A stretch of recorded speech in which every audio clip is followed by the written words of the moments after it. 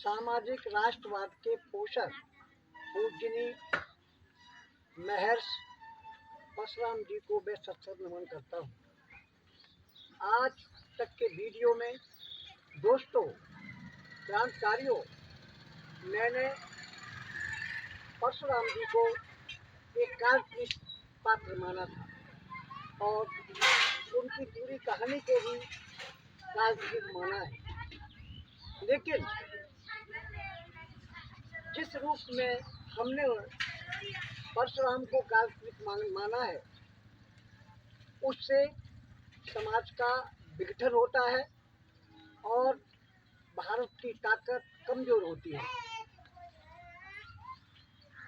हम विवरण ऐसा आता है कि 21 बार क्षत्रियों का विनाश करके पृथ्वी को क्षत्रियों से शून्य कर दिया था और आगे की घटना यह है कि जो विधवाएं गई उन्होंने दूसरे लोगों से गर्भ स्थापना कराई।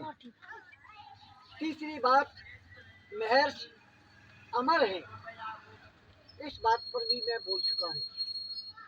अगर इन पाखंड की बातों को हम हटा दें, 21वां पृथ्वी का क्षत्रियों से विहीन करना, क्षत्रियों की नारियों को जाकर गर्भाधान कराना, परशुराम का अमर होना, अगर इन 3 पाखंडी बातों को हम हटा दें जो कोरी कल्पना के आधार पर लिखी गई है, तो परशुराम जी का जो चरित्र निखर कर आता है वो वास्तव में पूजनीय है। वे कोई भगवान नहीं थे, वे उस युग के नेता थे। उन्होंने समाज का नेतृत्व किया होगा और सामाजिक राष्ट्रवाद की स्थापना करने के लिए उन्होंने जीवन भर पूंजीवादियों से संघर्ष किया। पूजनीय परशुराम जी के चरित्र में ऐसा कोई दाग नहीं है जहाँ कोई ये बता दे कि उन्होंने गरीबों को मारा है या गरीबों का विनाश किया है। वे पूंजीवादी से लड़ने वाले सामाजिक राष्ट्रवाद के पोषक ऐसे महान नेता थे उस युग के। इसलिए हम सबको उन्हें पूजनीय मानना चाहिए और कहना भी चाहिए। इतिहासकारों ने या लेखकों ने उनके चरित्र को बिगाड़ कर लिखा है।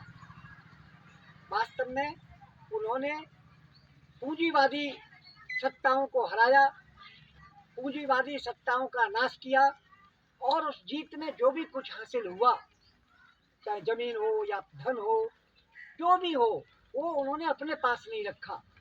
उन्होंने ध्वजों को दान किया। अब ध्वजों का अर्थ हम गलत लगाते हैं। ध्वजों का अर्थ ब्राह्मण नहीं है।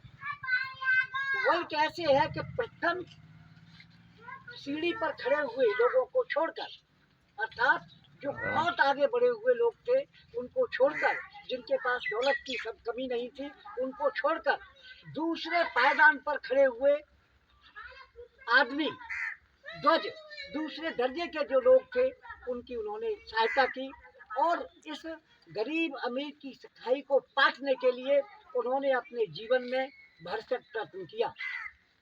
दरअसल पूजनीय परशुराम जी वास्तव में उस युग के श्रेष्ठ नेता थे और सामाजिक राष्ट्रवाद के पोषक थे। इन्हीं शब्दों के साथ मैं जय हिंद और जय भारत बोलते हुए अपने शब्दों को विराम देता हूँ। जय हिंद, जय भारत।